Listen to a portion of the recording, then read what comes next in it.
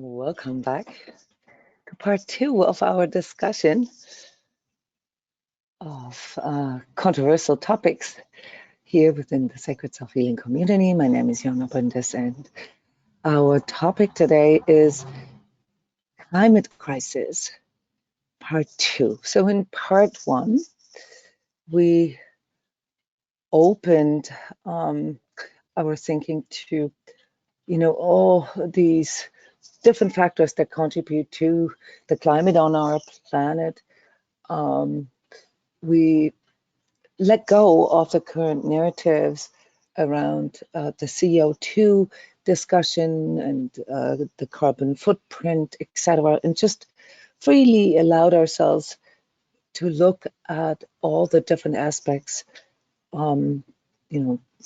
aspects that have to do with the Earth itself, that have to do with the cosmological, the larger perspective, the larger time perspective as well, and found out that there's many contributors to weather and also certain other patterns, such as sea levels or even CO2 content in our atmosphere, etc., that need to be looked at, that need to be investigated, and perhaps also other aspects or levels or dimensions, such as, the spiritual dimension, which in our current scientific paradigm is, as we all know, not actually included yet.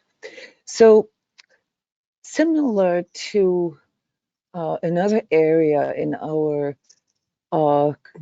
societies that basically was, redefined 100 years ago by Rudolf Steiner, namely agriculture, okay, where, the agricultural industry that was developing 100 years ago was very materialistic. It was very much oriented toward, maximizing profits, maximizing output, similar to the shift in thinking that happened around 100 years ago with the biological, dynamical, organic farming impulse, that Rudolf Steiner brought into our societies. We are now seeing 100 years later a huge industry and industrial changes, around how to produce foods, what kind of pesticides, what kind of fertilizers, what kind of impacts, okay, all these modifications, including genetic modifications, and lately also the discussion around injecting mRNA into foods and using foods for vaccinations, just to, poke my fingers into some of these controversial topics around food production. But the point that I want to make is that, with the shift into holistic thinking, with the shift into, sort of, I called it cybernetic, interconnected thinking, and looking at, planetary things, looking at the rhythms of the earth, looking at the seasons, looking at the, local aspect of things, tuning into plants as conscious beings and recognizing that they are responding, not just, and we know this today, not just to the amount of nutrients, to the amount of water and sun, but also to things such as classical music, or, the exposure to certain toxins in the air, or the exposure to certain toxic thought processes. So anybody who's ever, kind of researched a little bit around Moto, for example, the water crystals, or the ringing cedars of Russia, or, apart from Rudolf Steiner's work, we'll find that there is so much more that needs to be discovered. Yeah, why do plants change their nutrient composition if a person, for example, who loves their produce, who loves their tomatoes, say, or cucumbers that they're growing, when they infuse the water that they're watering the plants with like say spit, or that would be the fastest way to do this, to inject uh, their own DNA into the water. Why do these plants then change their nutrient composition adjusted to this person? Why do local herbs, local produce, local honey, things that are grown in the same kind of environment that we are in, produce different nutrient compositions, and different phytochemicals that are 100% aligned to what we need? Why do certain healing plants grow in certain areas where there are certain prevalences of certain diseases? Just to send these impulses out to you. Why is all that occurring in nature? Yeah, this is the kind of holistic thinking that we need to engage in. And with plants and agriculture, the hundreds of thousands of organic farmers in the world, and all these beautiful projects that we have, yeah, that have developed over the last 100 years, have shown us all these beautiful new insights in regards to, growing plants. And the same, with the movement toward, meat production, and raising, cows with love and care. They are mammals, they respond to maternal care. They respond to connection, and not just a nutrient composition of that meat, and the absence of, say, contaminations, but also really the nourishment that comes from those kind of meats, or respectively plants. Those are all question or things that we discovered over the last 100 years because we asked questions, because we followed an impulse here, that is in all of us humans. The care, the nourishment, the connection, all that is, good and beautiful in our world. When we foster that, when we cultivate that, nature responds in a way that it harmonizes with us, and more, that it supports us. There is no hostility, there is no destruction, there is synergy, there is a working together. And with this inspiration, I wanted to enter the discussion here for our second part of the climate crisis discussion, whether the climate crisis is, anthropogenic. I introduced the concept of anthropogenics, which is, human derived, human caused last time. And we found that there were quite a few things that don't have anything to do with us human. But today I would like to go into what we as humans can do. So if everything is anthropogenic, human caused, maybe there are things in us humans that we can do, that we can, inject into our world, into our planet, into our nature, to harmonize with it, to, motivate it to go into synergy with us. Maybe it is us who need to go into synergy with the world, so that the world, the planet, can respond with, what we see in the water crystal research, with beauty and symmetry and truth and healing. Maybe there's a piece missing here, whether or not we are creating a carbon footprint. Of course we are, but maybe there's a larger reality to all of this, and perhaps it is us, yeah, who in our, rather unconscious thinking and just simply reacting, yeah, with emotionality that are, in a way upsetting the earth, yeah, that are driving the earth into this desperation. Okay. So instead of, shunning ourselves and guilt tripping ourselves, which is what most of the media is doing, yeah, creating all this kind of, criticism about what was done wrongly, and how all the previous generation messed up the future for the younger generations and all that. Aside from that, how about we go in and do what we here in the Sacred Self-Healing Community practice, go into deeper connection with the earth and ask what the earth needs. What does the earth need from us?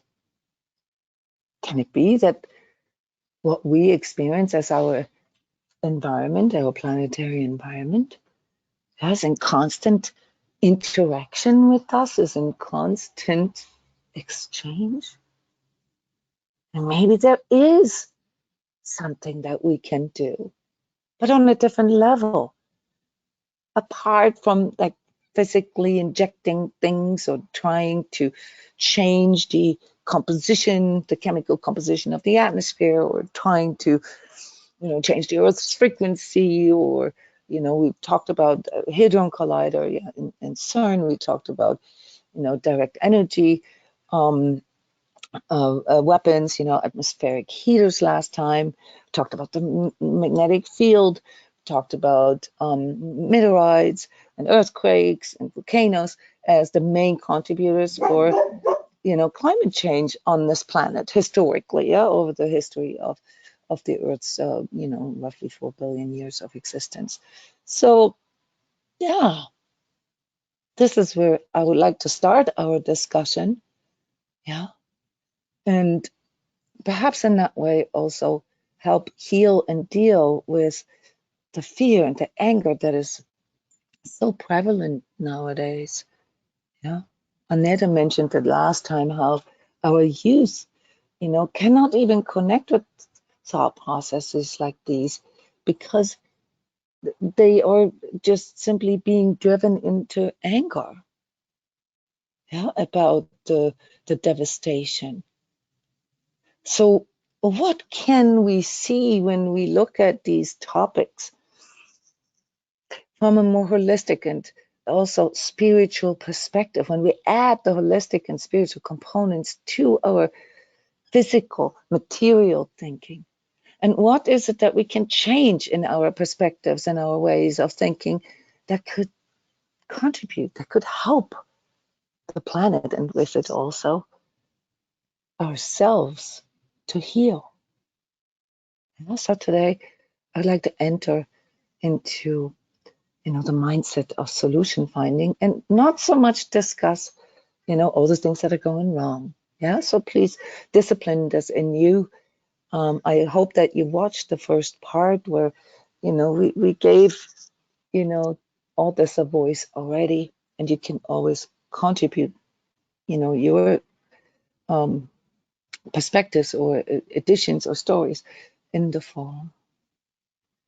So we ended our discussion last 2 weeks ago with, recognizing that, perhaps when we take a spiritual perspective, we recognize, yeah, with recognizing that we're dealing maybe with all kinds of forces here, yeah, that have nothing to do with, the petty things that we can do on a physical level, yeah, with our, earth heaters and, um, injecting chemicals into the atmosphere, or, trying to change the Earth's magnetic field and stuff like that. Yeah? And we take the spiritual perspective on climate change, yeah, and look at potential spiritual causes for climate change, which is what I would like to start our discussion with. Then we must consider, this is free thinking, this is applying consciousness work, that the earth itself might actually be a spirit being, might be a conscious being, yeah, the earth itself. We need to consider that there is some kind of cosmic intelligence, some kind of cosmic consciousness, yeah, divine consciousness, we often call it here within the sacred self-healing context, that it brought all of that into existence, very likely. And when we, see ourselves as spirit beings, souls with a body, which is basically, nothing else but saying, yeah, well, I acknowledge that I'm a spirit being with a physical 3D experience. Well, if we see ourselves as spirit beings and, all that surrounds us here, that was created by this cosmic intelligence, including the planet Earth, perhaps even including the sun, perhaps including, all other planets as well. They may all be, outer expressions of spirit beings, of spiritual consciousnesses. I don't know if there's a plural of consciousness. And more so, we also need to consider that there might be adversarial forces, dark forces that work against growth, that work against creation. And when we got so far in our open mind thinking, yeah, adding and including the spiritual dimension, then we can also recognize that we know this from self-healing, that our way of thinking, yeah, also contributes to all these energetic dynamics and interchange between spirit beings. In other words, we know that the power of our thinking and emoting and ultimately choosing needs to become more conscious. This is what we're working on here. We need to learn master those, because words have power, thoughts have power, emotions have power. So maybe there's also something in our way of thinking, and I don't just mean the intellectual thinking, but I mean our way of framing things, seeing things, perceiving things. Yeah, our thoughts create reality. Yeah, so maybe the reality that we are seeing is something that we've created ourselves. We all know this. How our perception can create a different reality, depending on how we frame it and depending on our consciousness level. So, what are your thoughts? What is coming in for you here with this little introduction and impulse for, sort of more interconnected and holistic thinking? How do you feel about this spiritual perspective? Yeah, that we're maybe communicating and interacting with the earth, the planet Earth, on a spiritual level. How does that make you feel like? Is that a thought that somehow, soothes you and inspires you, or is this a scary thought? Hi, Jona, this is Abigail. Right. For me, I find it soothing, and I find it really makes me curious, and it makes me want to explore how I can interact with the earth. It just makes me extremely curious, and to because I know that there is so many ways that it can be done. We can do it, and it's it's like it's something that's very expansive and can allow me to grow. Mhm. That's how I feel it. I mean, as active self healers, Abby, self-healer, Abby, I think you're actually speaking from experience here, right? You're speaking from the experience of someone who has already changed things within themselves through Mm, spiritually interacting. Right? yeah. Yeah, I suppose what surprises, I mean, it's the kind of thing, it's the same as with like kind of the journey of self-healing, is that the earth and our kind of our interaction with everything here is, it's like it's so obvious, it's like in our face 24/7, but even so, like when you actually start exploring it, like water crystals or the different natural places that you could go and see, like a wood or green. It's just, there's so much more there than we imagine when you just kind of focus your mind on the, I don't know, like 9 to 5 kind of go to job, come home, that kind of thing. This is, The it's just so steps. rich. It's so rich. Yeah. Yeah. I mean, yeah, maybe most likely the world is much more complex. The universe is much more complex than we in our Mm, little ego minds imagine yeah, it, like right? surprise, surprise. It's like everywhere we look, all of a sudden, as soon as we open our eyes, we're like, ooh, Much. there's another Yeah, level to it's this. so, yeah, so much. Mm, Yeah, lovely. Thank you for sharing that. thank you.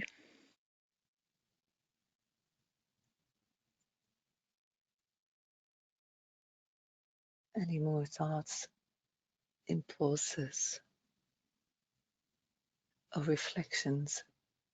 But I think the other thing to add for me, Yona, as well, is that for me it creates a lot of hope, because for me it's Yes, kind of that the message that things aren't as they appear, like yes. that the things completely are not as they might appear on first looks. It's absolutely not that, and I think that's where that kind of thing about the exploration of it, that it comes into play, and like the curiosity. Uh, Just as a brief summary here, how do they appear? And who or what is well, causing that appearance?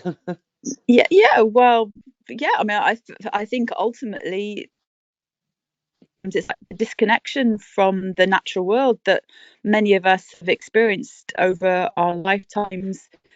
I think we often say, is it kind of a generalization, that like kind of our parents and our grandparents would have been a lot closer to the land and to nature and to like a slower rhythm of life and kind of more community things, over the last few decades we've just lost that, and we've like become focused on our telephones, we become focused on the doing and the performance, and what we find, or what I find when I connect to Gaia and to nature, is again that it's the opposite, it's the absolute opposite, and like each moment is very enriching and fulfilling. It even changes concept of time as well. Like when I go out and I appreciate the natural world, my whole concept of time gets turned about face from my, I don't know, in comparison, like kind of my 9 to 5 kind of like work life. I mean, that would be one of the main comparisons for me. Yeah, but even when we looked at the, sort of contributors to climate change, right? We found out that, Mm, when we actually let go of our 9 to 5, whatever 60, 70, 80 year uh, uh, lifespan that we can, consciously observe ourselves, all mm, right, and expand that into like, okay, so how has this been over the last, 100 years, the last 1,000 years, the last 10,000, 100,000, a billion years, maybe there are just seasons. I mentioned something like the Earth's breathing, yeah, the mm, actual Earth's crust rising and mm, lowering mm, every 1,200 years. Those are things we cannot see if we just look at, mm, the 9 to 5, mm, or our yeah, lifespan. Even just, mm, even if we look back to our parents or mm, grandparents' generation, we mm, cannot see that. I like that yeah, timely aspect that you brought in, that we're, that things become more aware to us. There was yeah, something that came to my mind when you said that, Abby. yeah, It's something that I teach the kids, and mm, it's so smashing, really. When you talk about just foods and And mm, you know how kids, mm, obviously most kids nowadays, at least here in the United States, don't really consciously engage with foods anymore. Everything is packaged and mm, dyed and mm, everything. So obviously, the kids that come to Mastery Academy, my school that I have here in Orlando, the parents are more conscious, and they want their kids to have that. We have a school farm and all that. And mm, when I make it aware to the kids that, these little cherry tomatoes that they eat, mm, right? Most parents that try, they try to have their kids, 5 servings of vegetables a day. So they all kind of, have these in their lunch boxes and stuff like that. How long it takes that little cherry to grow? mm, One cherry, not cherry tomato. mm, That one mm, tomato, how long it takes? Because these kids, they are growing those cherry tomatoes in our mm, farm school. mm, All right, and the looks on their faces, yeah, like, mm, yeah, wow, that takes like 4 to 6 months mm. for one of those to grow. Mm. And we had to water it, and we had to go Yeah. and, Some of them didn't make it. some of them didn't make it, and Yeah, we had to yeah. create, we had to plant flowers so that we have enough pollinators, and we had to deal with Uh, pests, mm, and get some ladybugs to eat all the to eat all the aphids and to eat the ants. Do you know what I mean? Like that, it becomes mhm. weird to them. Like how much effort, how Yeah. much energy it takes to just grow one cherry tomato, and they are throwing it in the garbage. Mm, Yeah, yeah. and that is an internalized experience. Yeah. Uh, So those are just cherry tomatoes. Okay, but uh, how about the rainforest? you yeah. know, how Yeah. about you Yeah. know, I was having that conversation last week. For the last couple of months, I've been going out for walks and looking for mushrooms, and uh, we just haven't found any for some reason. I don't know if it's just unlucky or just the type of season. Still, we didn't find anything. And the other day, we went into a forest, and mhm, we suddenly like some mushrooms. They appeared, like they were there, and then we kind of walked up through this forest. It was like a beech forest, and then all these little mushrooms, like they kind of started to reveal themselves. And they're called amethyst deceivers, and they're tiny little purple mushrooms. They look like the color of amethyst, oh, and interesting. they yeah, and then they just kind of like kept as soon as we kind of noticed them. And Uh, we just kept on seeing them everywhere. And then in the end, we were realizing that we had to be careful where we were walking, because otherwise we were just kind of walking over these little mushrooms without even a care. It was really like it was a really like very lovely experience, just seeing those mushrooms, and also understanding the difference between like different woods, like because obviously some woods, a wood has got a lifetime, and like there are some woods close to where I live, and they're only probably about 40 years old, but this one that I was in was probably over 100 years old. And in the 100 years old forest, there was lots of fungi that were growing, and mushrooms and things like that. But in the 40-year-old forest, there was hardly any. So they were still mm, developing. So the thing I learned there was just that, like, we look at the size of trees as kind of like the sign of a how well developed a forest is, for example, or a piece mhm, of woodland.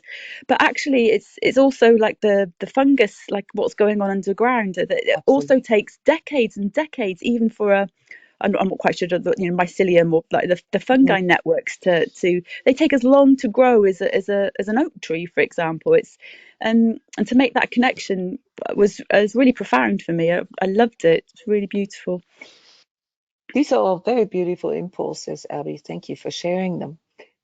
There are some very cool documentaries about the planet Earth, that you can watch that show these unbelievable miracles, yeah, Hmm.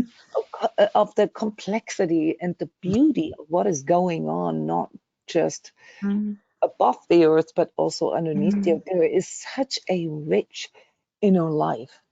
mm, And as a different impulse, we will here within the Sacred Self Healing community look into, this underground, this world of elementals here very mm. soon. Oh Okay, yeah. Because, I mean, we're talking about mushrooms and trees, and we're on our path here to recognize that everything, there is a life actually has a consciousness. So we need to investigate that. Yeah, as step 13 of your sacred self-healing meditations. Yeah, there is a consciousness in all of that, and this little story that you told about the amethyst mushrooms popping up as soon as you pay attention to them. Well, Yeah. maybe there's like little beings in there that did recognize that you recognized them. Well, that's what I mean. Yeah. That's exactly where that's where my mind went. I was there with the little gnomes and the little elves. It's like Okay, so even if yeah, this is entirely made up, yeah, yeah, because there's a part in us, obviously, and I know you yeah, have a very scientific, structured intellectual mind, Abby, so I'm yeah. particularly happy to hear this from you. But even if we just completely made up Mm, the gnomes and the elves and all that, I mean, you guys mm, all know I'm from Iceland, and for me, that is something that I grow up with. I grow up with all these elemental forces as part of my collective inheritance.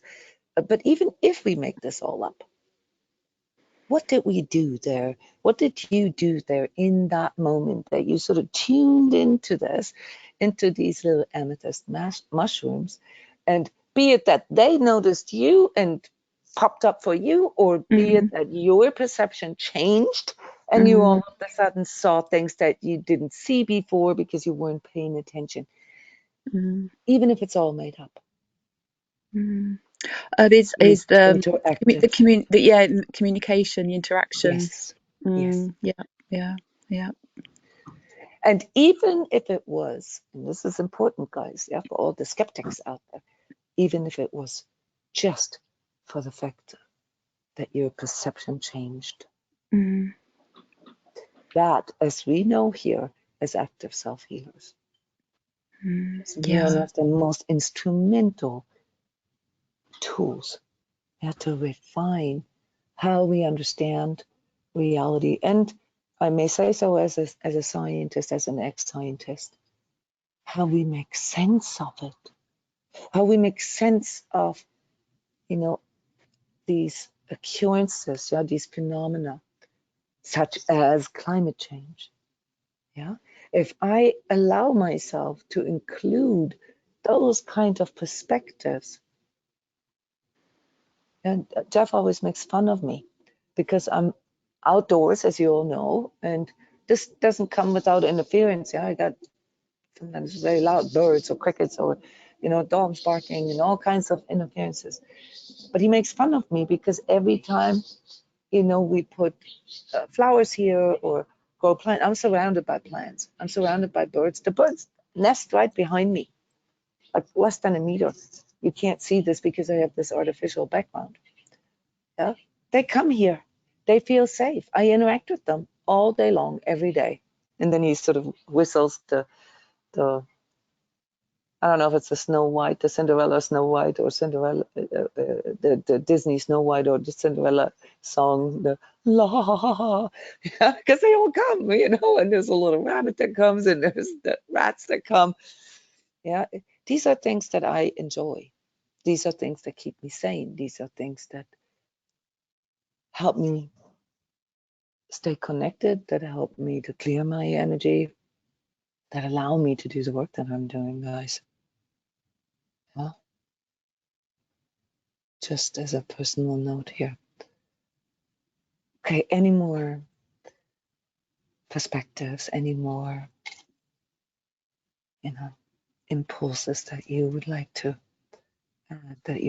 contribute here that can allow us to feel a little more comfortable maybe with the spiritual perspective on climate change. For me, I would say it's very reassuring that there is like a consciousness that the earth is itself conscious, and that all, as you can expand that into the solar system and beyond, um, it's almost exciting, you know. It's like that science fiction mind that we talked about the last time. Mm-hmm. And it makes you feel, or it makes me feel a little bit part of something greater. Yeah. So it's like, I suppose it's like having faith, but it definitely gives us more of a sense of completion. And as I say, it's not just a physical existence. There's so much more to it than that. It's amazing, actually, Yeah. what you And just said. even like what you're describing there sounds like heaven, being surrounded by all that nature. Um, like I have a cat, and it was probably one of the best things I ever did was getting a cat, because it helped me connect Yay. I keep more. on telling people, get a pet. Yeah, Yeah, it helps. it helped me to appreciate other animals as well. Mhm. And, go out and seeing a dog and petting the dog, and you get that 30 seconds of joy, from the animal. Um, so it opens up a new dimension, something simple like that. Yeah, And it like you does, say. I can't say exactly what's happening subconsciously, but it definitely um, gives you a greater sense of yourself and an appreciation for everything. Yeah, and the connectedness that you Mm. mentioned, you know. A certain sense of humility as well, which is something I have Absolutely. difficulty with. Um, The humility, I mean, we talked about hope, we talked about, you brought in faith, and the humility is really, the part where we recognize, well, yeah, maybe we need to think a little more outside of ourselves as well, yeah, like not just, sort of walk through this life, self-centeredly, and just think about our pain and our struggles and, all the things that we need to contend with. Yeah, because as soon as we see ourselves as a part of something bigger, all right, then it also becomes a little more significant what we do, not in an ego sense, on the mm, contrary, in a more selfless way. Yeah, so charity, the code for charity is selflessness, true selflessness. Yeah, so faith, hope, and charity, the three graces. Yeah, that allow us to feel we matter. Yeah, mm. but not in an ego sense, but it feels like we are part of something Yeah, it's bigger. a belonging, Yeah, but that also comes into expression through us. Mm. Like we are it. We are it. There you go. Let me liberate that dog. He's not going to stop barking. He wants He to get agrees. outside. He was watching me and he just, okay, you go and chase those birds away. Go ahead. Yeah. Yeah, so those are like really, really beautiful thought processes that we've already injected into this discussion here. Let's have a look at some of the things that we can maybe conclude from this already. Yeah, coming back to the original question, whether the guys, now's enough, whether we humans are responsible for Earth's changes, but this time based on a more holistic thinking. Yeah, that includes the spiritual perspective. So, are humans responsible for Earth's changes? Of course we are, of course, but maybe in a different way. Is it really the carbon dioxide, yeah, the life-giving gas, yeah, molecule that our trees produce, that our lungs produce and our trees need to produce oxygen, really? Yeah, there's 0.04% in our atmosphere. Well, maybe it is on a surface level. One of the correlations that scientists could produce was obvious, or is obviously, that the higher the CO2 content in our atmosphere, the stronger the Earth isolates, basically, yeah, keeps warmth inside. But that's just one layer of it. Yeah, obviously, there's, industrialization that started roughly 120, 150 years ago, and with, the invention of the steam engine and the combustion engine and, burning fossil fuels and so forth, we've emitted more CO2 into the atmosphere. But we've also learned that compared to like one big volcano or, an earthquake that unleashes methane gases and stuff like that, it's actually rather small, the impact that all that has. Not to deny, that we are emitting CO2. There's no question about that. But there is higher degrees of complexities here that we need to look at. Yeah? For example, the overall pollution. Yeah? The overall, sort of contamination of, be it water, air, even our sunlight, which I will get to a little later. Yeah, our Earth's magnetic field. Yeah, we are polluting pretty much all levels of the elements. We're exploiting the Earth. We're treating it like a slave. We're restricting it. We're cutting it down. We're telling it what to do. We are treating it with disrespect. We're abusing it. The energy is an abuse energy, an exploitation, and it's very narcissistic in that way, as seen from a humanity standpoint. And on top of that, we're producing enormous amounts of toxic waste that we just put there. Okay. Americans say, don't shit where you eat. But that's exactly what we do. Sorry for my cynicism here. Yeah, well, tampering around with weather-changing technology. Yeah, when I was in college, in the mid '80s, mid and 80s, we made jokes.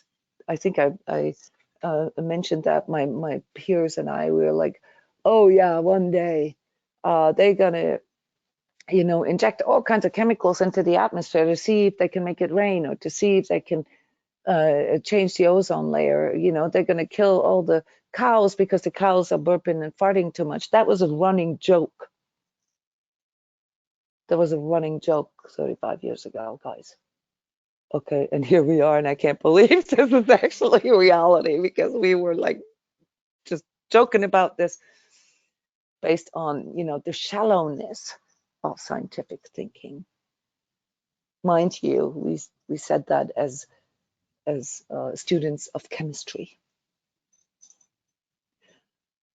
We sell geothermal technology as, the solution, to lower our carbon footprint and extract warmth from the Earth. What do we know what that does? Do we know what that does? As far as I know, the planet is an extremely complex being, extremely complex and synergetic ecosystem. All right. Is it really smart to just pull warmth out of the core? Yeah, maybe that is what is increasing the temperatures on the outside of the crust. They're starting to temper around with geoforming. Yeah, those are all things that are not discussed in public yet, but we know that they they, as in, basically mad scientists, have, the beginnings of geoforming technology. We know this for a fact that our, at least military industrial complex, is experimenting with direct energy weapons, with heat waves. All that is messing with everything that is so complex and highly curated, developed over billions of years. Yeah, like Abby, like you mentioned, how long it takes for the mycelium to form. And we don't even know anything about the mycelium. All we know today is that it's so much bigger than we can imagine, probably spanning throughout the entire surface of the planet and somehow epigenetically connected.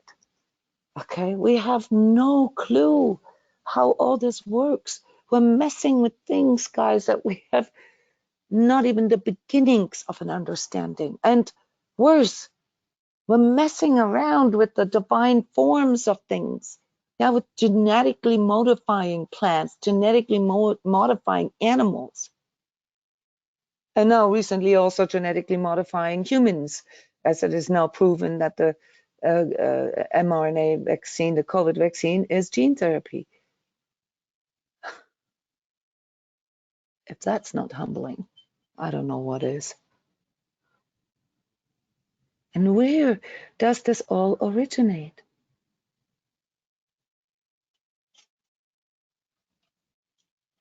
It originates in our thinking, guys, in the way we see the world, in the way we allow the world to be,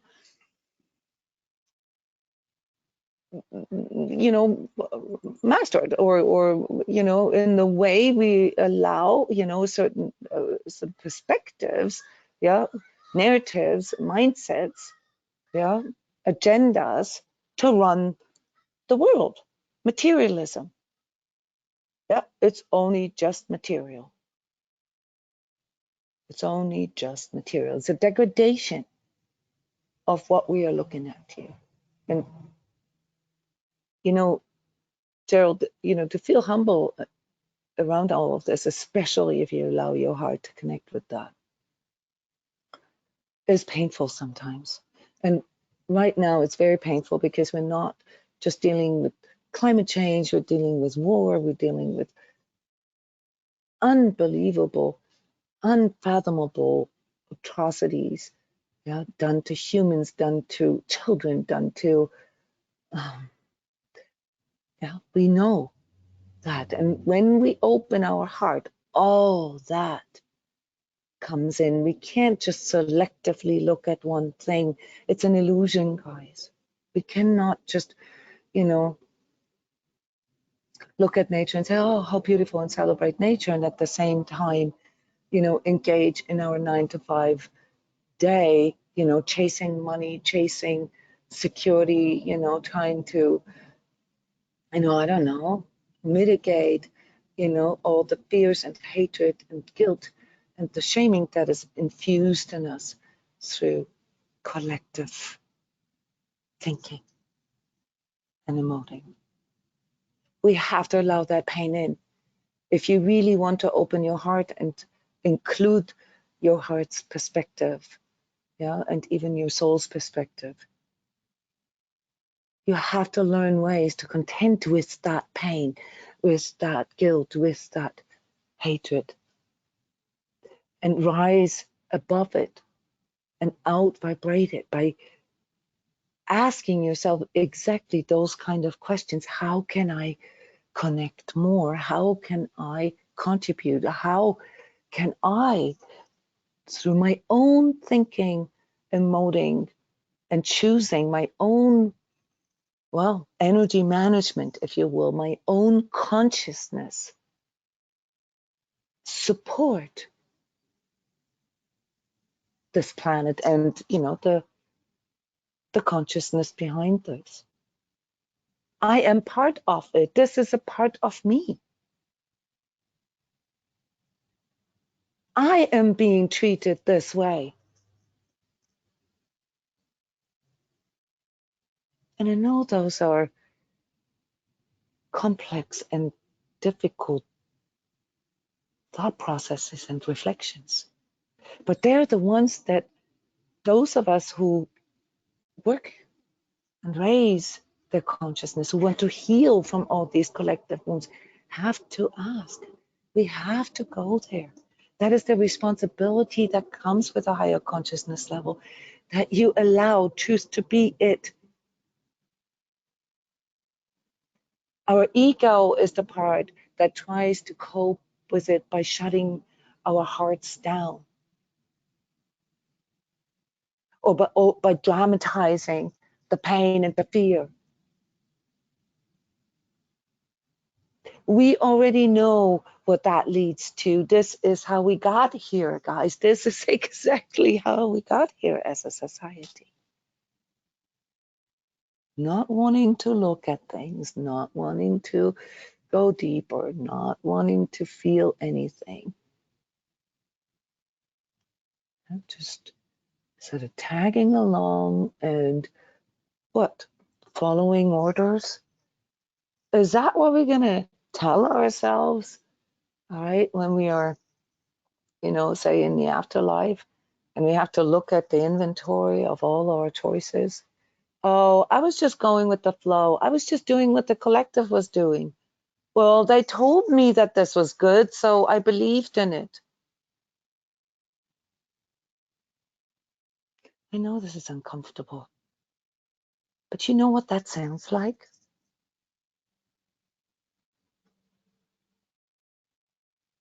It reminds me of what the Nazis that they put into the Nuremberg trials said. I was just following along. I was just doing what I was told. I was believing that, whatever I was told is the right thing to do is the right thing to do.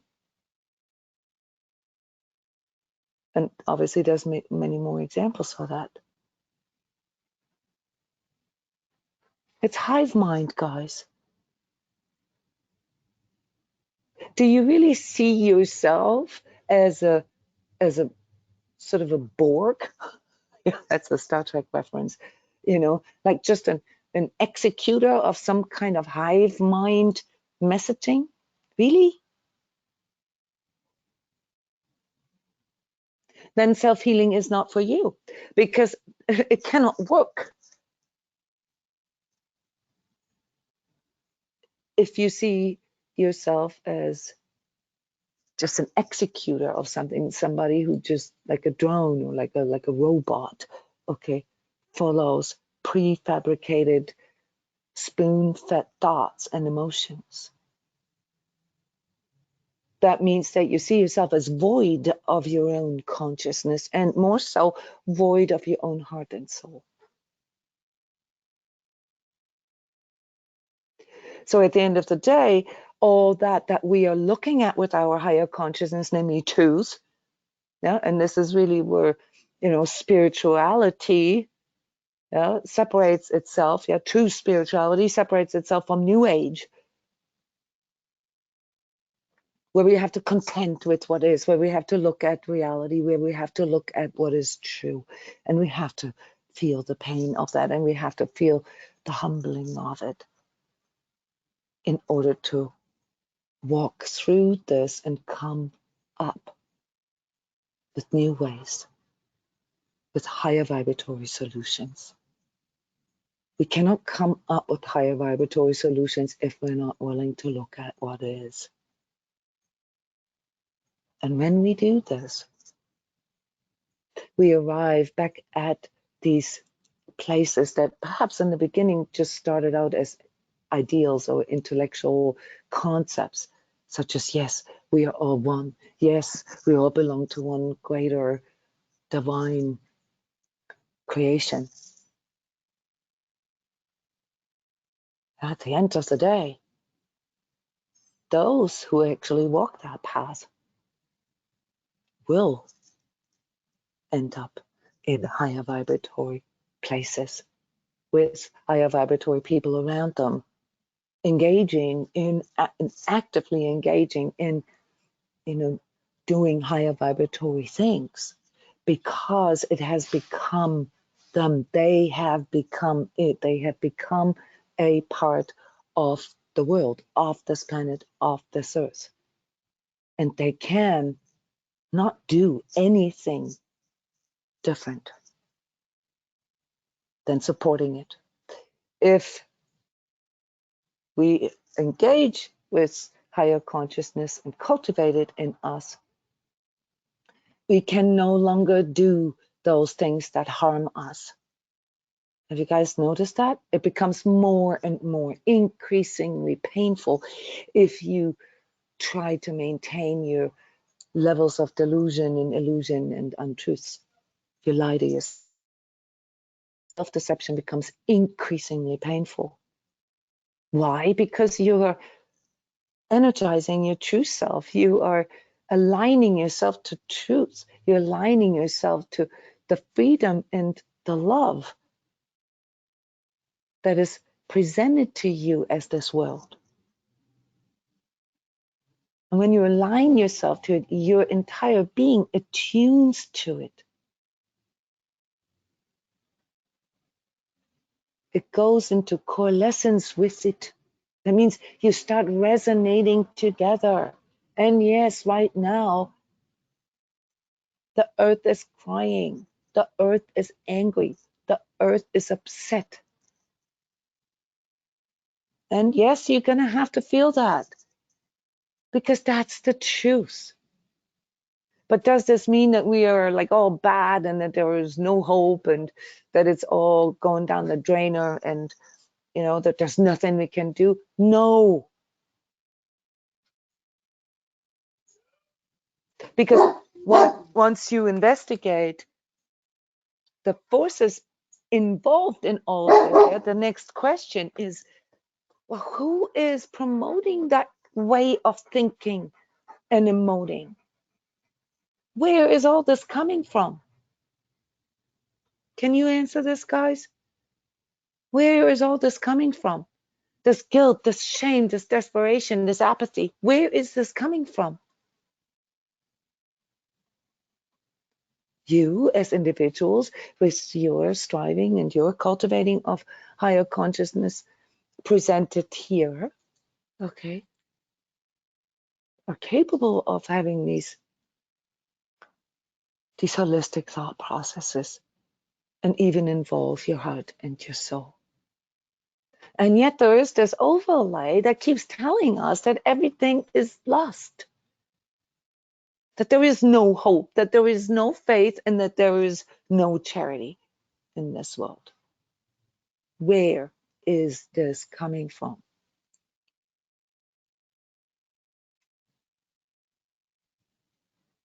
You talked about the uplift that you feel, the hope, the faith, you know, and the humbleness when you actually connect with the planet. That's a wonderful thing. It is truth. Because that is what one can experience when one does that.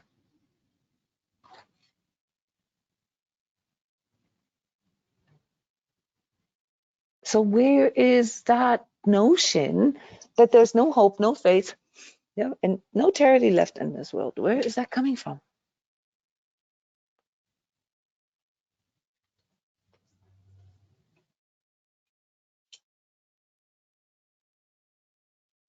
You asking us that question, Jona? Absolutely. Yes, I always ask you guys. I just answered myself if nobody Oh, says sorry. anything.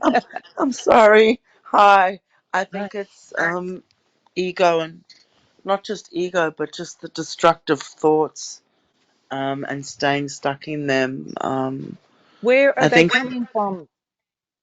they're coming from a feeling of never belonging, and then when you know that you belong, it's a whole different ball game. It's just a whole different ball game, and it's a thing of not fighting but not complying.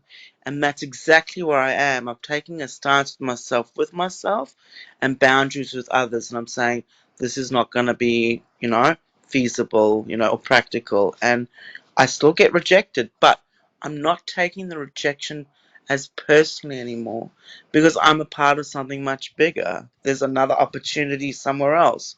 You know, there's another way for me. Are you rejecting the planet? No. I've been crying, I've been laughing, I've been connecting with animals. I can feel her pain. I can feel the suffering of people, and how beautiful people who are rich and they haven't found, they're empty. And I'm like, I just want to hug you So guys can and, you see the say hope and the faith, and self-acceptance. can you feel Yep. the connection when you connect with the earth? Can you connect with Yeah. her and get past the pain and past the rejection and the Oh my belonging and all God. the Yeah. ego I stuff? can feel it Okay, now. It goes right through my base and okay. sacral chakras, right through. But that's the commitment I made with Gaia many years ago. So And I'm in just so excited that this is all coming out and I can find the expression again, because I lost it, in the last decade. right, and this is why I'm asking, where does this come from? The question was, where do these notions come from? You said they come from our ego. No, they don't come from our ego. Our ego reacts to them. Okay, so Are in all the our conflicting opinions, thoughts, attitudes, and mindsets that are pre-programmed, like yeah, it's not a just, quiz, just feel into it. In our workshops about mastering our thinking, I yeah, introduced, the thought process, or the realization that 80% of your thoughts aren't your own. Okay, so yes, if your thoughts are dominated by your ego, okay, and your pain and your rejection and your belonging and all that, okay, 80% of that is not coming from yourself. Where it's does it something come I'm from? yeah, you're right. And I know this. I actually know this. Hey guys, this needs to come out of you like a machine gun, okay? Where does this come from? The coldness, just the constant coldness, and knowing that I choose not the coldness and I can navigate somehow through that.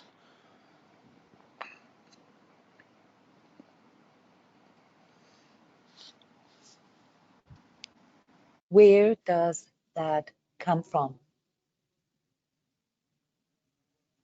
Lack of abundance, lack of thinking that No, resources are Sean. going to run No. out. It No, just okay. triggers it. Where does it come from? Okay, let's get there, guys. Come on. Do you mean like collective unconsciousness or something? Yes. Yes. Thank you.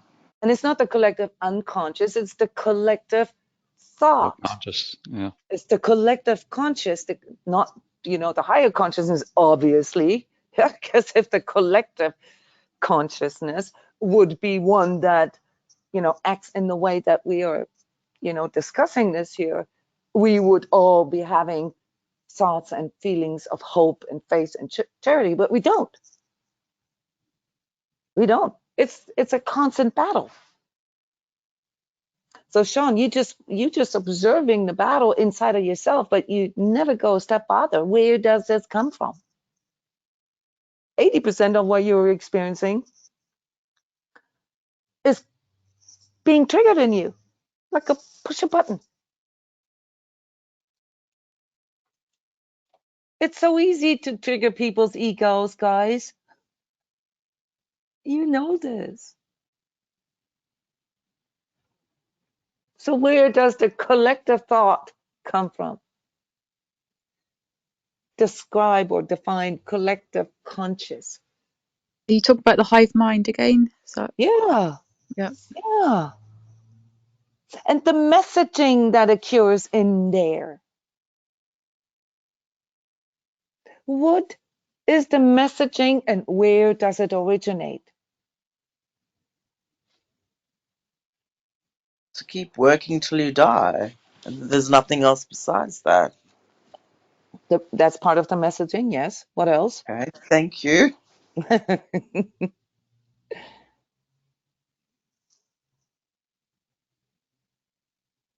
That life should be something that we prepare for and prepare for death, and not focus on the moment and the things that are already here that we have, and to not look outside of ourselves too much for things Yeah, that will the never give material us aspect, right?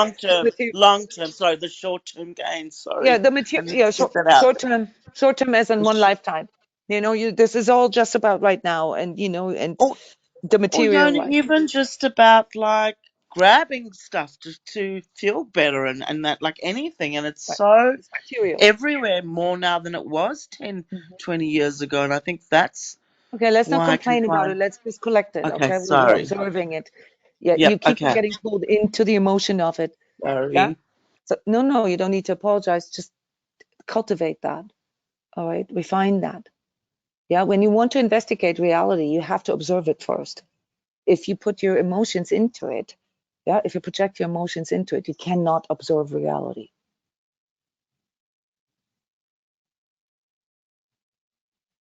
So what is the messaging? Apart from, the materialistic and the sort of self-serving and, sort of just based on one lifetime. Apart from that way of thinking, there's more, guys. Reflect on your emotions. The emotions you're having are all true or real. They're just not your own.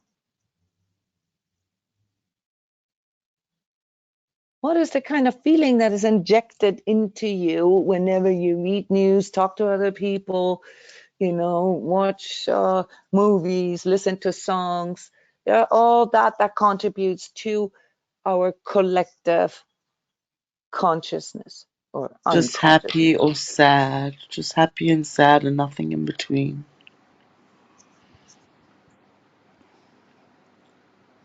In regards to Earth changes.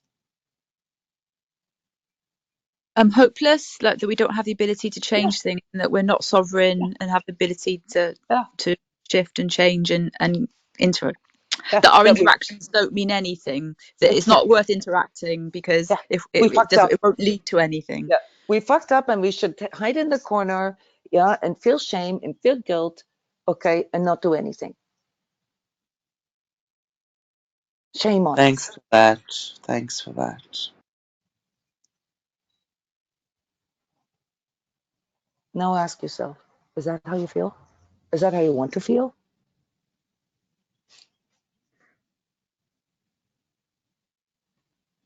Well, let's just go with the 80-20. 20% might be your own stuff, okay? Which is why we're here, as active self-healers to overcome that part. But the 80%, guys, that's not even your own.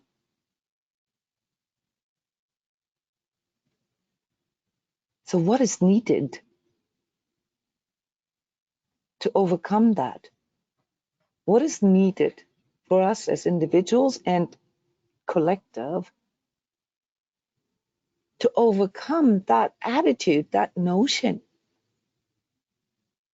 There's all too late and nothing we can do. And yes, like Abby said, our ability to connect, our ability to do good, our ability to redeem, to do something about this, to go into forgiveness, to go into, all these higher vibratory states. Yeah, those are all states that are part of us. Yeah, to try our best to be fully present,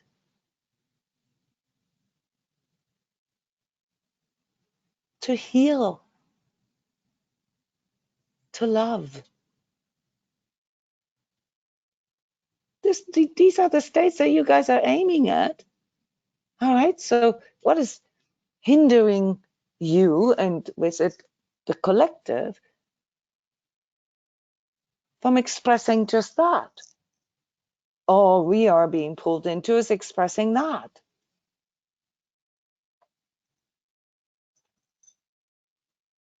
I think for me, it's pointing fingers and stuff. Doesn't do anything. Yeah, Sean, you're very aware of these lower states in you, and they're real for as long as you take them as such. Stop identifying with it. You said it yourself accidentally. And focus on that Shit. could actually help you to get out of it. Okay, Okay. okay. No, sorry to call you out here, but I don't you know, mind, I don't mind. It helps me. yeah, it's exactly where it's a form of shallowness, Sean. I don't mean no disrespect or judgment with this. It's a form of shallowness that our collective is stuck in. It's just, oh, my pain, oh, my this, oh, my this. It's a form of self-centeredness. Yeah, and the opposite of that is charity. The opposite of that is to care for something outside of you. And guess what? You know, our planet is worth caring for because we are it. We are part of it. And this may be hard for us sometimes to admit, even other people are. Yes, they are true selves, they are soul selves as well. And they are part of it as well. So what makes it so hard for us to focus on these higher vibratory states?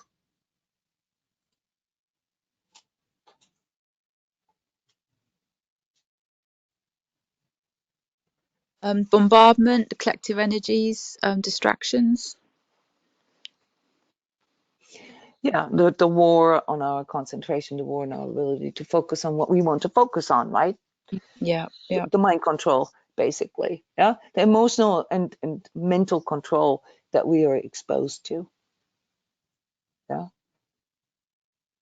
Now, part of that is basically, you know, cause and effect, in that if lots of people are thinking this way, then they are amplifying it. But that whole notion, you know, in the 21st century, okay, where we already know so many things, especially this group here, where we're talking about, you know, creating, manifesting miracles, where we are healing ourselves and discovering the power of consciousness. It still is hard for us to apply that to the larger realms.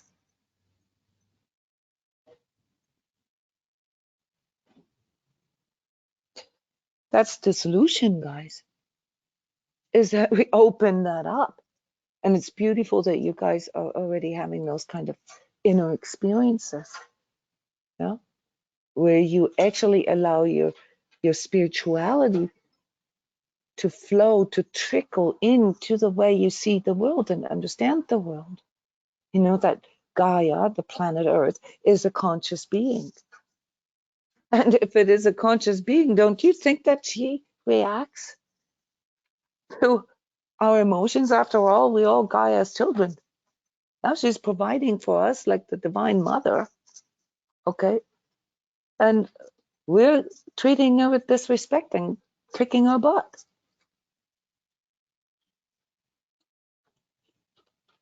Where we can allow ourselves to see, you know, the even greater perspective and see the sun, perhaps, as a conscious being as well. Yeah?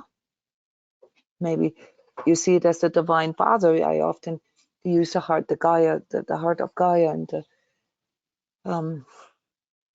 you know, the solar heart as sort of these two reference points that we can use, you know, for healing our masculine and feminine energies. Sun is also a conscious being reacting to our thinking.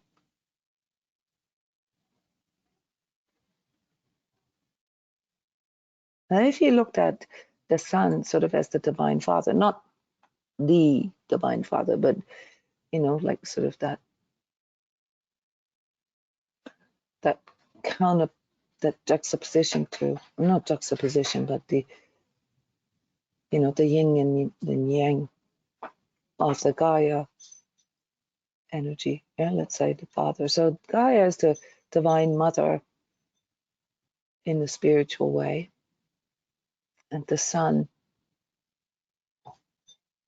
you know, representing the Divine Father in a spiritual way. If you tuned yourself into like a fatherly energy, how would you react to your children thinking this way, like we are thinking as a collective?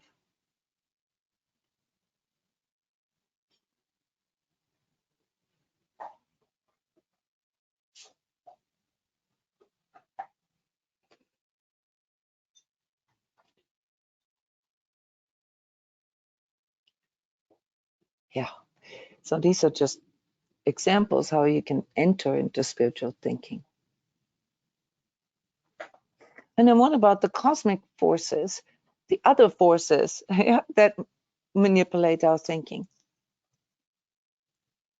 It's so easy to talk about, darkness and all that, but there needs to be a bit of a deeper way of investigating this. What are dark forces? They are cosmic forces too. They exist in the spiritual realm, yeah, just like the light forces.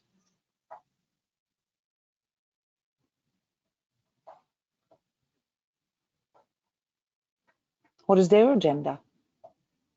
What are those cosmic forces?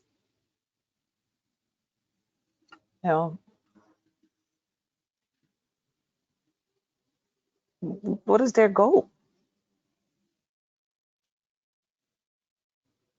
Those adversarial forces. And there's also supporting forces. I don't want to go further into this because, in the current New Age fad, that just leads to people going into aliens. I'm not talking about aliens. I'm talking about spiritual beings that exist in, higher spiritual realms.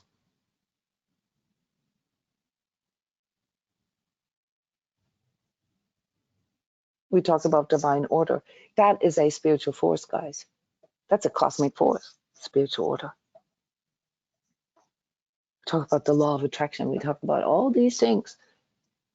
Those are cosmic forces that we're talking about.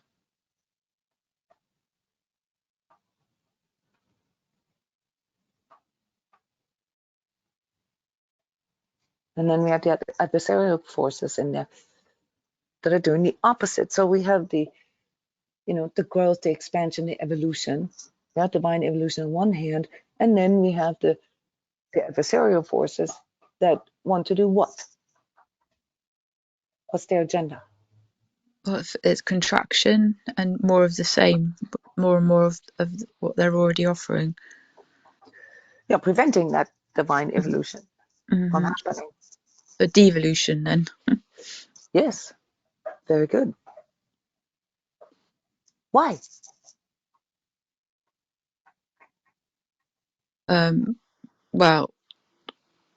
Well, ultimately, isn't it in terms of our personal journey? That's to help us, but I don't know if that's the Well, that would be more of an advanced thought process. Yeah, let's first, do the step by step. Okay, so why would a force try to prevent or, further growth, further evolution?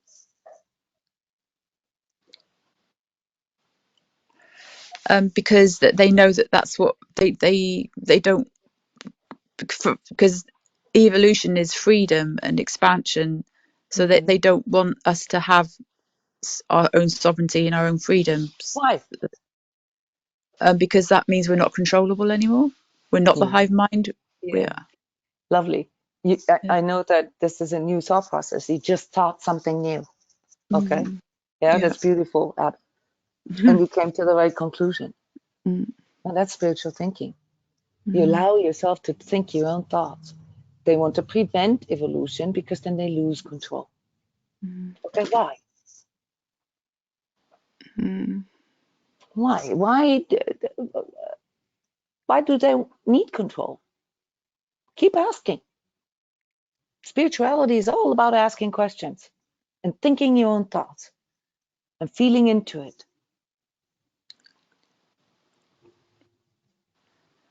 Because it's the only thing that feeds them. That's what gives them their integrity, or what they are. Yeah, Their growth. sense. Yeah, It's what feeds them, right? So control and power feeds them. Why? How? Because they don't have their own light. Yes, they can't evolve. That's why they can't. They're cut off from that centipede. Yeah, that delivers the impulse for evolution, for growth. How or why are they cut off from it?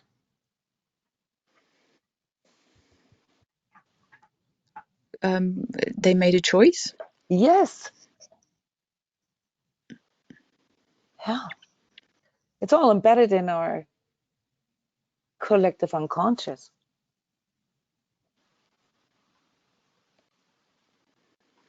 As like the So they fallen could angels they or something yeah. like that.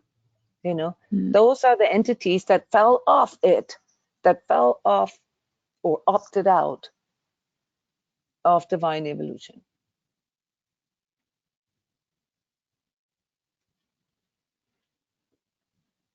Basically saying something. I mean, that's sort of what it feels like to me. God is making mistakes. I know better. Sounds like my ego.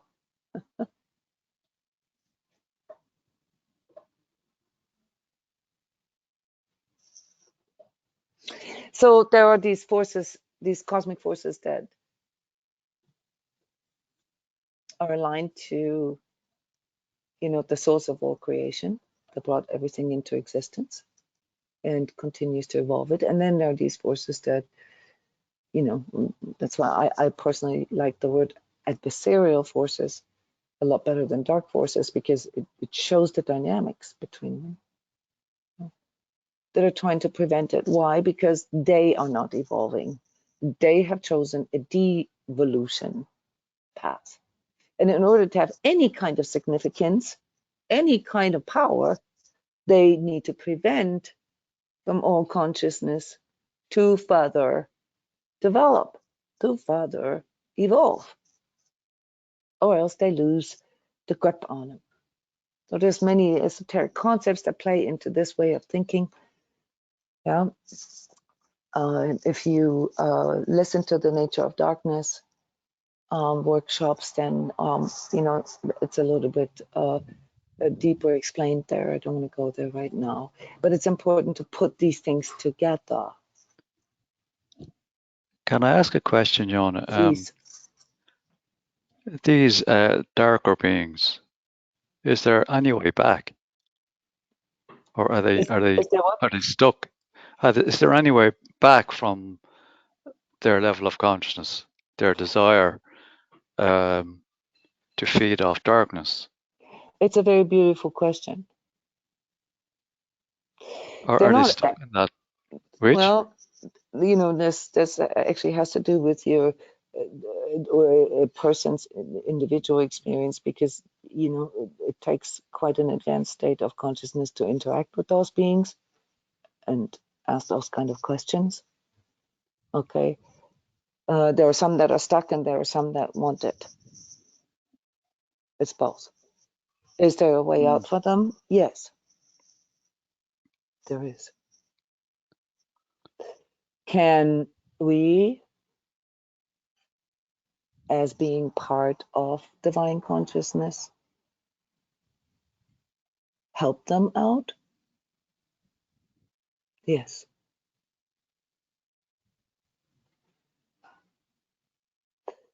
That is part What? of Sorry, our evolutionary purpose. sorry. I was just thinking, like, if humanity suddenly woke up just out of the blue, what would happen to these energies? Because they've nothing to feed off anymore. They will continue to exist. So this is basically the understanding of, you know, really the nature of dark forces. You have to understand that they have been existing since the beginning. Okay, they have a different path, if you will, yeah, a devolutionary path. So they degrade and degrade more over time. Okay, so they simultaneously exist in this sort of trans-dimensional universe. And when people see these visions, you know, of demons and transfigured, you know, reptiles and insect beings and all these things, they're literally looking at sort of their devolutionary world, hell worlds, as we often call them. That is what that is. That is what hell is. There's layers of hell, just like there's layers of heaven. There's a, you know, it's just not hell really, like in the Christian sense. There's a devolved dimensions, desperately trying to hang on to their lifeline, but they're no longer part of the Earth's or solar lifeline. They're no longer on an evolutionary path. They are, basically degrading. Kind of like how, you hear this in those alien narratives. Those aren't really aliens. Those are just, evolving spiritual entities and beings and souls that choose that path. It's a very cool question, Gerald, because that actually leads to a whole new understanding of what healing is. And the advanced levels of healing include, the redemption of dark forces.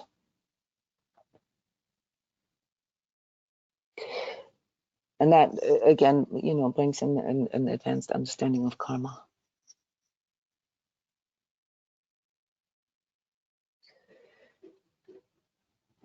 So there's quite a lot more there than most of us can allow ourselves to grasp. Because for as long as we're still, yucking and moaning and complaining and ranting about, mommy and daddy and, our tribal stuff and our national and racial stuff, we're too far away from these kind of thought processes.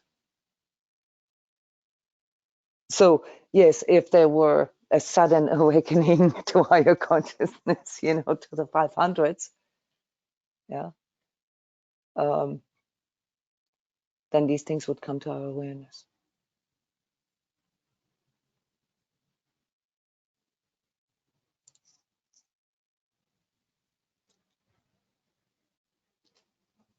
And then, it also becomes to our awareness that, things such as like Christ consciousness, yeah, as an energy form that entered this planet 2000 years ago, is actually a power. And that power allows us to Christian dark forces. It's a power that we as conscious individuated soul selves, I ams, if you will, carry in us. We can release these dark entities.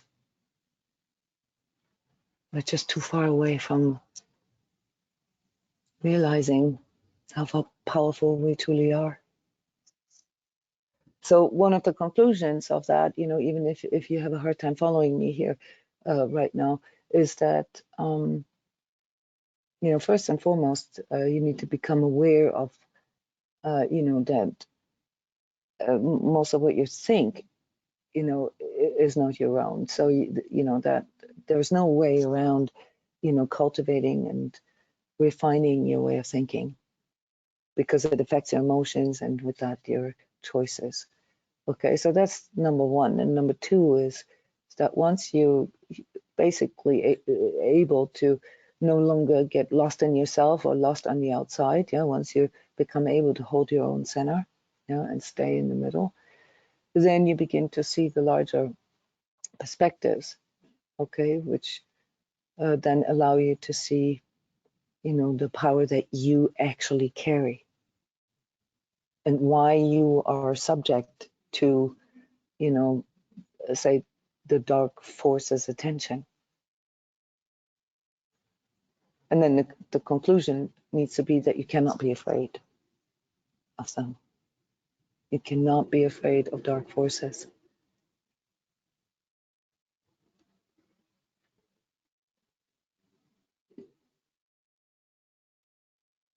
Now, I'm not recommending you here, to investigate that. I'm not recommending you interact with dark forces to better understand that, because for as long as you're still stuck in your own ego stuff, you're not equipped. There's very few people, that, and this is typically sort of the healer community, that I address these kind of subjects with. Because when you are committing, or when you're dedicating your life to assisting people in their healing process, you will encounter these beings. And there's several pathways, how to deal with them. But before you choose what your particular pathway is, you need to understand them a little better. Okay. I don't know how this is making you feel, talking about these kind of things right now. But I really appreciate your questions, Gerald. Those are the kind of questions that arise when you have free spiritual thinking. And they come from the right place, Gerald. Namely, from a place of conscious responsibility. Because if we have that power, does that mean that we, due to our conscious alignment to, let's say, the light, that we can illuminate darkness? Yes, we can. But not for as long as we are still, married to our ego like a Siamese twin. Okay, as long as we identify with our ego. And that is the sort of the evolutionary task, that we all face here in this day and age, to uncover that. That our ego is just part of our developmental process. But that's not who we truly are. And that all these beings that we interact with, okay,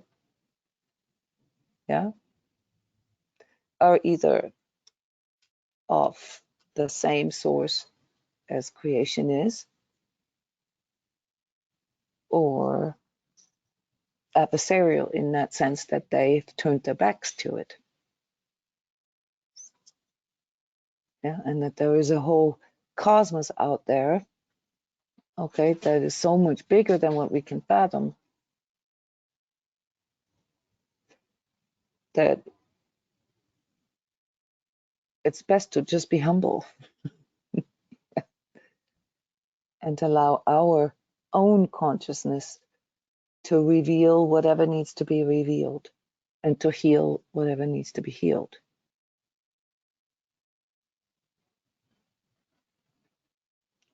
We're still like toddlers,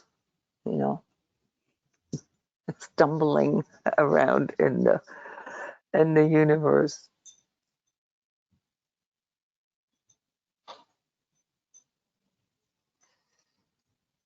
Maybe we just learned how to read and write. Okay. So what are these powers that we can gain through, higher levels of consciousness and thus sort of beginning to master holistic thinking? We will notice that, like we just, discussed, that our thinking creates emotionality and reactivity, basically ego. Let me add this here. Yeah, it feeds our lower self. Well, there's still a distinction between the lower self and the ego. I just want to point this out here for comprehensiveness, because the lower self is the part that is, tied to our survival instinct. It's, programmed into our DNA. Okay, so here in this physical realm, we need to have something, that, breathes for us, and that allows our heart to beat, and that allows us to react and adjust to outer conditions. The ego then is the part that we form, as a consequence of dealing with those conditions. Okay, this is our coping. That's also where wounding and, where our sort of errors way of thinking and emoting is located. So our thinking creates emotionality, all ego. Our thinking also creates frameworks. And for as long as our framework is, you know, still ego-based, okay, then well, we can only see the world from that kind of framework. But the part that we need to become aware of is that whatever it is that we're thinking, whatever the framework, the judgments, and the emotionality that we project into, you know, the way we perceive reality is, it leads to choices.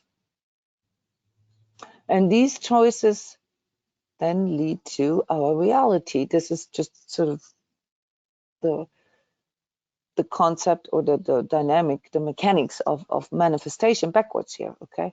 Yeah, if we want to create a new reality or a different reality, well, then we have to, you know, walk this backwards, okay?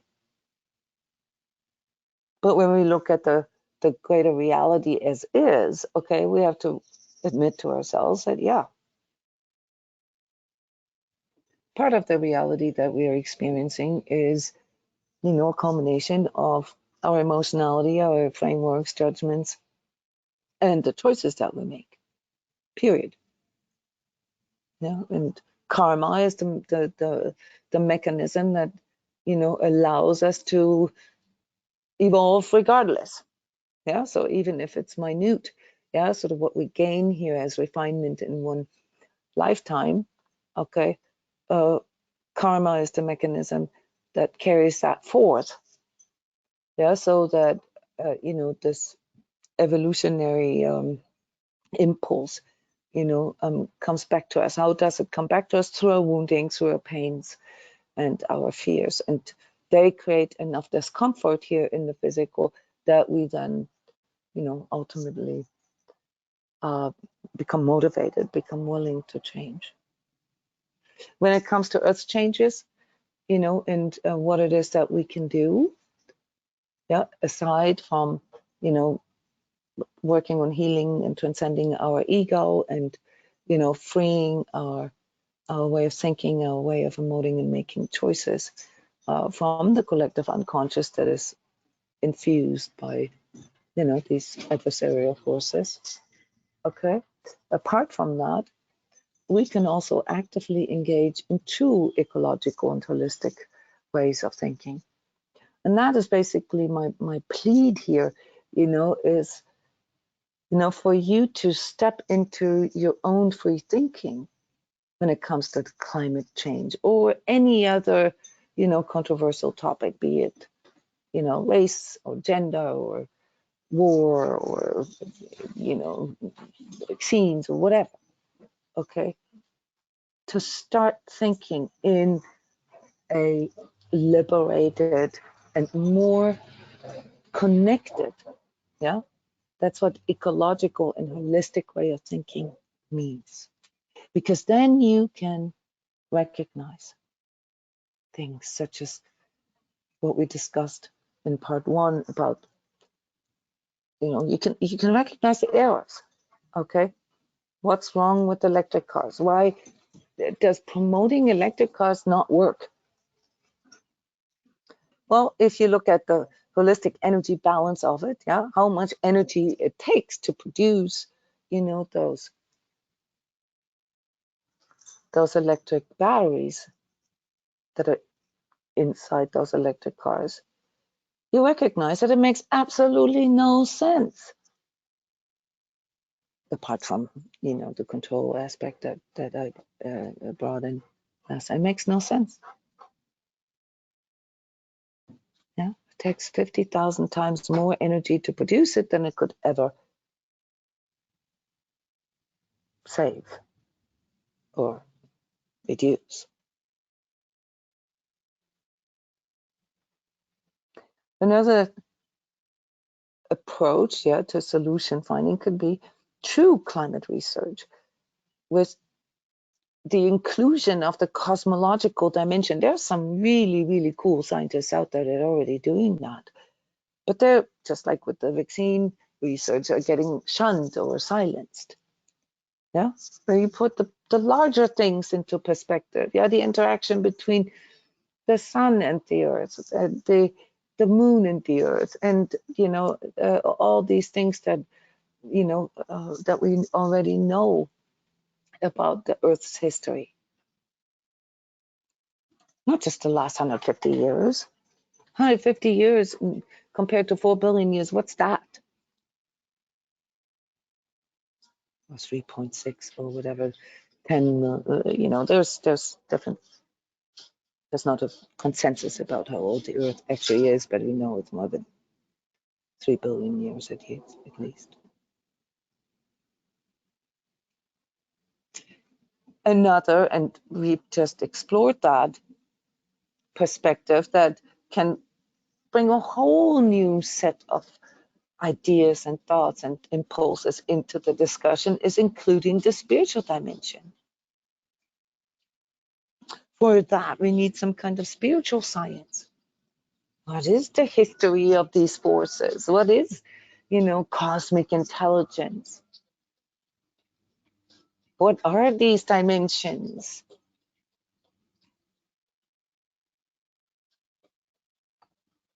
We're nowhere near to even considering this in our materialistic world right now. That's all stuff that's being laughed about. You guys have experienced a lot of that in your, personal, in your small world already. That's where a lot of you guys' traumas are located, because you don't feel like you belong. No, it's because you belong to something bigger. You don't belong to that unfree, dark way of thinking. Yeah, that is dominating our collective consciousness. You do not belong to that. And congratulations. Yeah.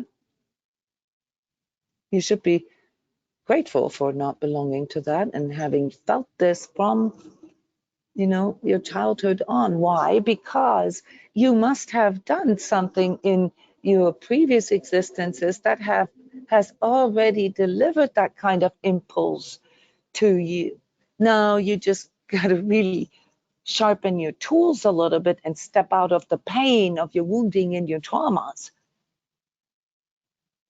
Because if you get caught in there, you're devolving again. And that's why you have karma, because karma allows you to learn through repetition.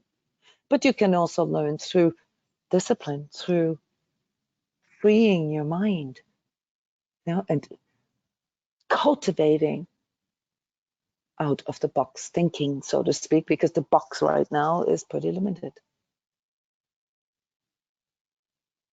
That box is mostly materialistic in nature, maximizing profits and defining life as a machine, everything. And you see that as part of our human collective karma. How this is going to increase in the next 20 years, 15 to 20 years, degrading human life to like something like artificial intelligence. And, you can download your consciousness into a machine, and then the machine can upload it to your clone, those kind of things. It's amazing if you talk to kids about this, they've already been inculcated with that way of thinking. It's everywhere, in the cartoons, in the songs, in those weird rituals that you guys are observing, or we mentioned last times.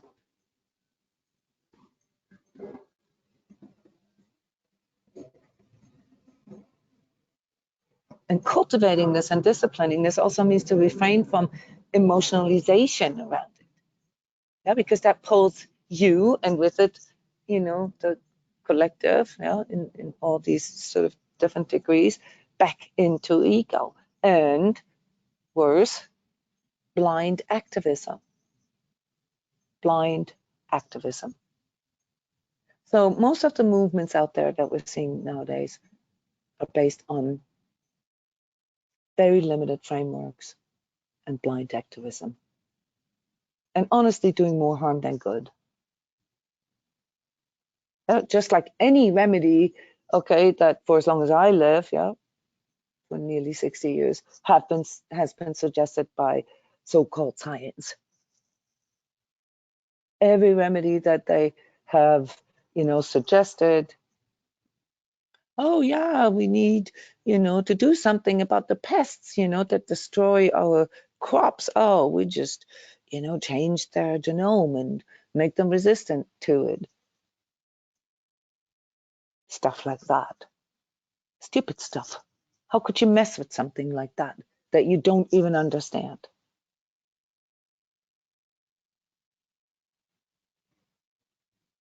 So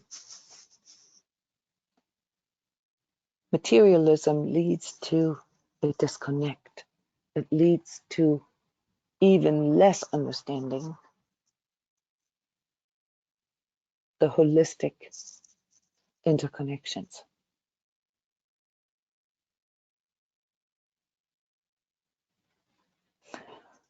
So that needs to be questioned, and then our spiritual thinking needs to be infused into our daily understanding of not just what happens to ourselves, but also what happens to the world. We cannot disconnect from the world, guys. If you are interested in, helping Gaia, saving Gaia, you need to be interested in what the people are doing. You need to be interested in what the world is doing. You can't shut your eyes on that. You can't crawl into your hole and hide and pretend you're not part of it by, well, no, I don't watch the news, or I don't watch TV. That is one of those shallow remedies. Is that really changing anything? No. Yes, you are, helping a tree. If you hug it, yes, you are, gracing, an animal with your loving attention. And yes, that counts for you. Yeah, that is recorded on your karmic rep sheet, if you will. Yeah, as the right impulse, the right notion.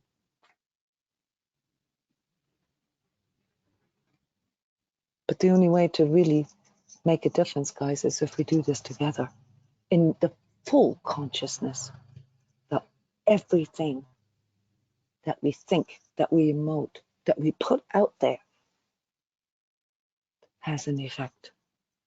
And let me remind you that higher vibratory thought processes and actions can carry hundreds of thousands, if not millions of people out of their blindness, out of their limited way of thinking. It doesn't actually require that many people to make big changes in this world.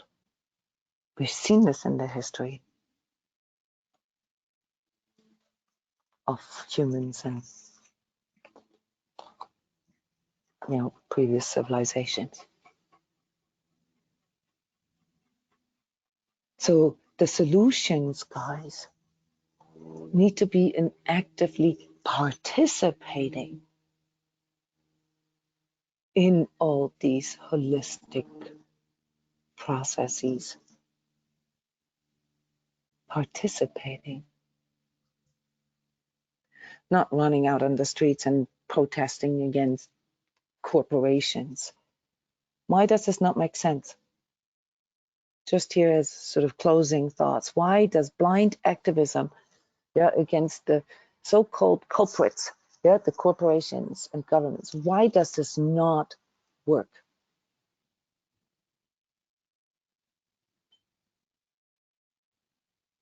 Anybody, any thought about that?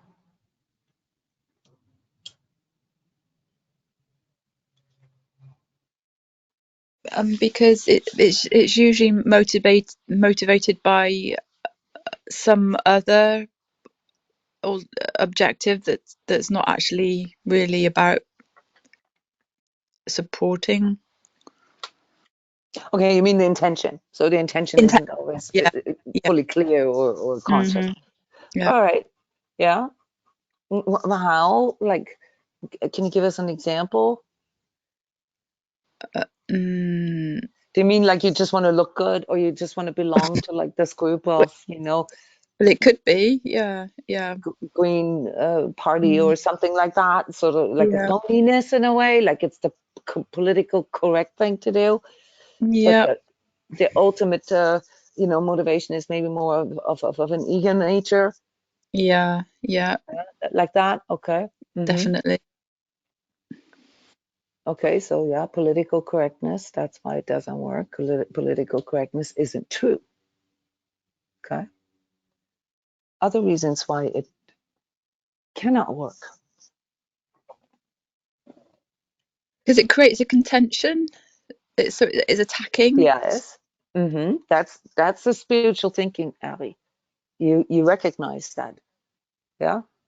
There's an attacking, there's a fighting against something. Now let's go a step farther here. Let's take your sharing as an impulse and go a little deeper here. What empowers, what gives those corporations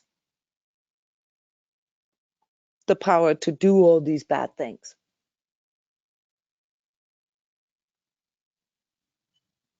Our focus on materialism. Yeah. Yeah. Our consumerism. Where did they get the money and the power from? Us. Yeah. Bummer. Of course, you guys are all intelligent and had these thoughts before, but maybe you didn't realize the true meaning of it. So you go against what? When you protest against Pfizer or against Coca-Cola or Bill Gates, what are you protesting against? Your own consumer habits. The whole system as it stands that we actually support. Yep. How are we supporting it unconsciously? Well, going to the supermarket, for example, and buying those goods or using those medications. Wanting to Through our have all choice this, the security stuff, right? Wanting to have this and Yeah. this and that and that. Mm. Wanting the comfort of it, the convenience of it. Buying into it. Some to a higher degree than others, obviously. And many of you are making conscious efforts to withstand that, but it's almost impossible to withstand that. Unless you live in a cabin in the woods, have your own water and your own electricity supply, or choose to just do chop wood and carry water. Who wants that? So it's got to be part of our collective karma in this day and age, having to figure this out. With all the cool things that our societies have developed in the course of, our intellectual, emotional, and technological development, there still are huge errors in our thinking, in our choosing, seen from this holistic perspective. So what can we do, guys? What or how can we contribute? Where do we start? Is it the electric car? We the things that resonate with us, like that are close to home, that through our own actions, so we can make like if we feel a particular way about something or a particular diet or medication, we can look for alternatives and make our own personal choices and then share that with other people, like in our community, find like-minded people. But it's always at the it's kind of always at the individual level. It's about us making a change and a shift and a decision. It's not about preaching. It's not about preaching that to other people or convincing them. It's about being ourselves, being true to ourselves. So what you just mentioned, like investigating alternatives and, sort of slowly weaning ourselves off, from those spoon-fed beliefs, be it around foods or be it around medication or health, or consumer goods and stuff like that. Yeah. Recognizing that it's not easy. It's not always easy. Conditioned to make certain choices that we don't even think about it. So yeah, so is it maybe yeah. that we have to make choices, or you know, that we can make choices that change our outer conditions? What are some choices that we can do? Yeah, shift our perspective. Okay, that, but also like 3D choices about our actual conditions, because you just said rightly so, sometimes our outer conditions, not just the inner conditions, but the outer conditions are such. Let's say if you live in a high rise in a large city, you know, like, yeah, I mean, you can meditate on Gaia all day long, you know, but it will be hard for you to withstand, you know, all the kinds of the dependencies that you have, you know, on grocery stores, say, or you know, public transportation or whatever infrastructure is being provided for you. So what are things that we could do, yeah, to harmonize? This is actually the word that I was looking for, you know, but you nailed it, Abby. It's in all those choices, you know, to harmonize with the planet instead of going Well, against it, or those who are seemingly, you know, exploiting it. No, they're not seemingly exploiting, they're truly exploiting. We're part of that. So we can't, yeah. you know, cut that off for as long as we are feeding it, you know. Well, I think it's like you say, it's being congruent. So if our inner, you know, if our inner conditions are saying one thing, then what the ideal is that we're able to express that in our outside world. So we try to match up our inner with our external, and so that could look very different for everybody. But it could be around like food security, or it could be around choice of foods that you're going to buy, or access to clean water sources, or where you live. Like, okay, high rise flats no longer gonna be working for me. So maybe you can go and find something on the ground floor, but it's still in the same neighborhood. Or but Or the jobs it's that we I want, think it's about, corporations that we support yeah. through the Yeah, work I think it's that coherence. Yeah, it's Mhm. about internal Yes, coherence. yeah, Yeah, very good. Yeah, that's what it is. On our level, we make those kind of choices that express yeah, our harmony, yeah. our coherence, our congruence, and Congruence. not our battle with the world or the people. Yeah. Yeah, I mean, even what I described here earlier, you know, me sitting in my healing tent here. I live in a large city. yeah, Yeah, I live in the middle of a densely populated area, and yet somehow I seem to be able to find those kind of houses. Yeah, in this case, you know, with a courtyard, and you can still hear the sirens, and you can hear, you know, that collective civilization out there. You know, but I've created my own pocket, yeah, in which I engage in the things that I choose to engage with, that I choose to see, that I choose to nourish, that I choose to feed in myself.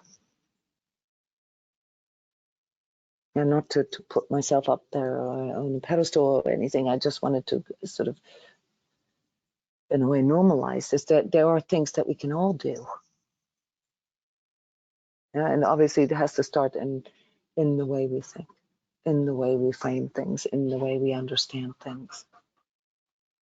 But it needs to go farther in the way we interact with one another, in the way we interact with the planet, in the way we interact with all the things that come from the planet, the food, you know, the building materials, the everything, the animals,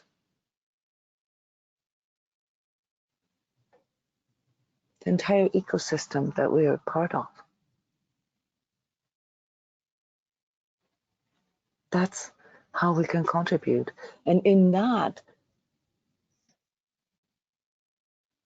do our service basically, yeah, to change the world. Yes, it's small. Yes, it's something that as individual will just have a tiny little impact. But as a whole, group of people, yeah, that understand the world this way. Yeah, with everything that we do, everything that we put out there in this world, be it, you know, talking to the cashier at the supermarket, or, you know, walking down the road, walking down the streets with a smile on our face, connecting with people, connecting with animals, connecting with children, doing good deeds, random acts of kindness. We are harmonizing this world. So in the forecast that I'm going to do here within the energy talk tomorrow, I'm going to give you an energy tip for the month of November, and that is to commit to doing one good deed every day. And when I say good deed, I'm not talking about politically correct stuff or stuff that makes you look good or that elevates you or whatever. No, I'm talking about these random small acts of kindness with your direct environment. Planting, you know, potting a plant, or helping someone who needs, you know, something to be carried, or who needs, you know, a ride, or, you know, who needs just your loving presence, or, you know, assisting the earth, you know, by giving her what she needs. Perhaps even just inquiring about what she needs. What do you need, Gaia?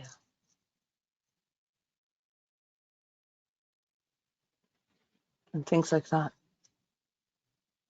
That is how we change the world. That is how we can make impact, yeah, and hope that our light, you know, reignites the light for others. Have you ever seen the smile on a stranger's face when you offer them help?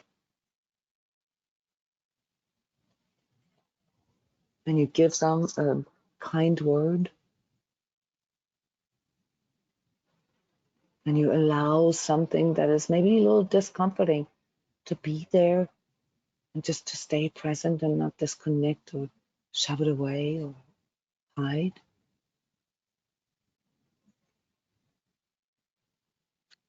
That's the kind Yona, of I'm not energy. sure it's 100%. I'm not sure it's 100% relevant, Yona, but I was there was a meme, and it said like, don't forget that your face comes from people that loved each other. And Mm. I said that to a couple of people just as a kind of a throwaway comment, because it touched me. And it was remarkable because like there's kind of like a whole kind of like the expression on the people's faces when I said it completely changed. They really connected to like Yeah. love and their ancestors.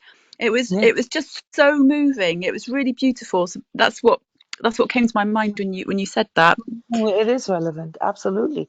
That Mm. anything that expresses love, anything, and not like sentimental, you know, romantic kind of love, but anything that fortifies or that increases faith, hope, yeah, and selflessness is what we can contribute. And this needs to come out of us like we are it. Yeah, so many of you guys already think along those ways, but you don't act on that yet. Why? And that's understandable. You're still dealing with too many of your ego things. Okay. But in a way to raise into a higher vibratory level, you have to heal something. Something else needs to be let go of. Like a donation. Okay. Donate your ego pain for the sake of the planet. I just made that up, but that actually is exactly what it feels like. That's a sacrifice, but not the kind of sacrifice, you know, that we understand as like, you know, damaging yourself. No, something that raises you, and something that allows you to tune into the beauty, the good, the creative, and the true things in life. Because for as long as you are focused on the pain and the fear and the tragedy and the despair and the hatred in this world, you're still aligned to your ego and the materialism, because ego is fundamentally material. It only relates to this lifetime.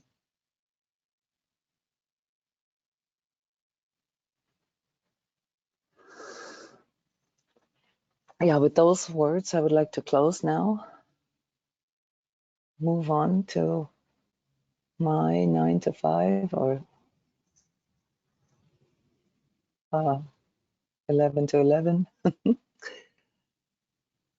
Thank you all for sharing, for coming, for contributing in this way. Yeah, for creating this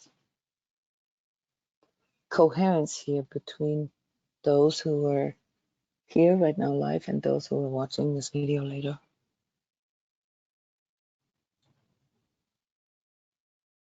I'm really moved